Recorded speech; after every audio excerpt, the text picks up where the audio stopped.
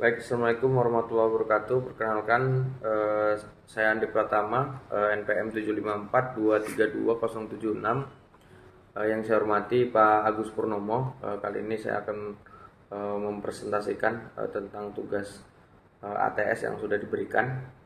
Saya akan menjelaskan satu persatu, mulai dari latar belakang, perkenalan, kemudian metodologi, result, hasil, kemudian pembahasan, terus kesimpulan yang dapat saya berikan. Baik, yang pertama latar belakang tugas yang diberikan. Pergudangan berkelanjutan memiliki potensi luar biasa untuk mencapai tujuan pembangunan. Analisis ini digunakan untuk mengidentifikasi dan mengembangkan tema pergudangan berkelanjutan yang diuji secara ketat terhadap standar industri untuk memastikan validitas dan kendalanya. Ini latar belakang yang pertama. Kemudian ini adalah perkenalan, introduction. Sustainable muncul sebagai jalan baru di panggung dunia pergudangan, menjadi jalan keluar oleh perusahaan yang tertekan oleh mandat keberlanjutan dari pemerintah dan masyarakat umum, pekerja sosial, pemerhati lingkungan, dan semua orang yang termasuk di dalam dunia pergudangan tersebut. Kemudian metodologi. Peneliti juga telah menunjuk perlunya pengembangan landasan teori yang lebih konkret untuk konsep rantai pasokan, yang dimana dalam bidang manajemen rantai pasok berkelanjutan, kebutuhan ini sangat dirasakan.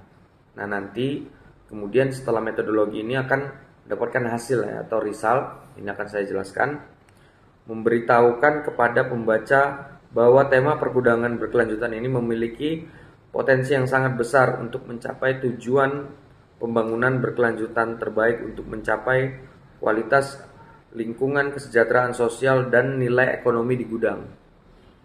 Kemudian ini pembahasan, discussion. Keragaman area yang terkena dampak operasional gudang. Di satu sisi terdapat masukan tingkat perusahaan yang berkaitan dengan energi, tanah, air, bahan bakar, dan bangunan. Dan di sisi lain, keluaran operasi tidak hanya berdampak pada perusahaan tetapi juga lingkungan lokasi dan masyarakat dalam bentuk emisi atmosfer, limbah, kemacetan, polusi udara, kecelakaan, kontaminasi air, beban pada angkutan umum, dan masih banyak lagi ya. Kemudian ini adalah kesimpulan. Peneliti ini merupakan langkah penting menuju operasional berkelanjutan gudang. Hal ini memiliki nilai praktis dan nilai akademisi karena manfaatnya dapat diwujudkan dengan baik bagi manajer rantai pasokan ataupun gudang maupun peneliti. Ini opini review.